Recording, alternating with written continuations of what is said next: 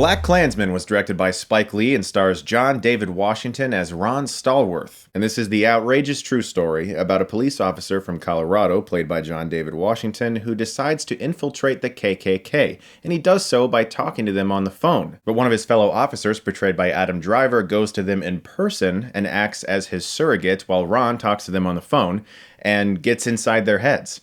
And so they're working undercover to try to figure out what they can learn about the KKK in the 1970s, and this is a completely insane, based on a true story movie, and I think Spike Lee's best film since Inside Man. I really enjoyed this movie from beginning to end.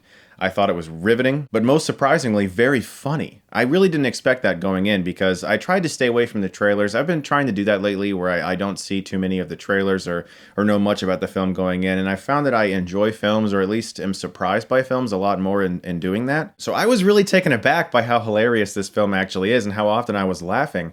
A lot of it is due to the interplay between John David Washington and Adam Driver. Them going back and forth, trying to figure out how they're going to play each other. One of them's on the phone, the other's in person.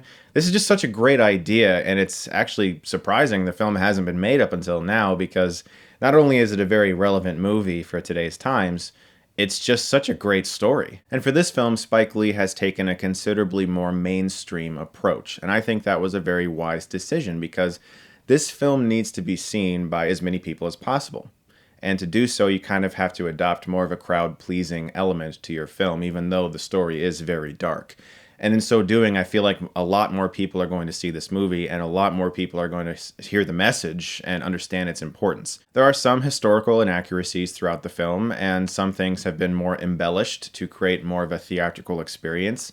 And I'm assuming that more than likely some people will find fault with that, and thus say this is a bad film, or be angry about that. But I've never really seen a based on a true story movie that doesn't in some way embellish things or try to make things more entertaining for an audience. And that's what this film does a few times, and it didn't bother me. I never thought that it encroached upon his message. I never thought that it took away from the film. I was constantly invested, and I had a great time watching it. John David Washington, I want to see more with him. There are many times throughout his performance, especially when he raises his voice, where I was like, wow, you sound just like your father right now, and it actually gave me goosebumps a little bit. But he really did step out of what a lot of people might consider a shadow by being the son of Denzel Washington here. He owned this role. He gave so much to it. He was impeccable. His screen presence, he was on fire. This is a fantastic performance. And Adam Driver, as usual, was magnificent. All of the acting in the film, especially for some of the KKK, who I imagine were having a very difficult time saying and doing some of the things on screen, they really committed to that role. And despite how funny this movie actually is, it somehow is able to balance the darkness with that light so beautifully, because there are scenes where I was almost in tears laughing, and then in the next, I'm wincing.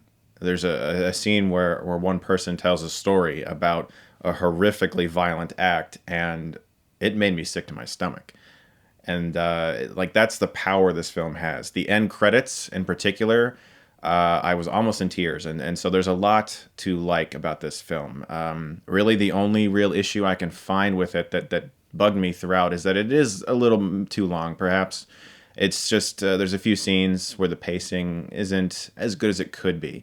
But Spike Lee has balanced those tones of humor and darkness so beautifully, and I think that's one of the most important things you can look at when you watch a film, is how the director has balanced the tone. And it's just about perfect. BlacKkKlansman is easily Spike Lee's best film in years, and I'm going to give it an A. Guys, thank you so much as always for watching, but I also want to give a special thank you to a very special young man that I got to meet recently. His name is Sammy. This remarkable young man has dealt with a lot in his life, and I had the pleasure of meeting him, and I just want to say to you, Sammy, thank you so much for watching, and how much you inspired me, and how much you can inspire others by continuing to push forward throughout the difficulties that you deal with. And I just want to say that your optimism was very infectious, and it was lovely to meet you, Sammy. So thank you guys so much as always for watching. Look forward to more reviews very soon, and if you like this, you can click right here and get Stuckmanized.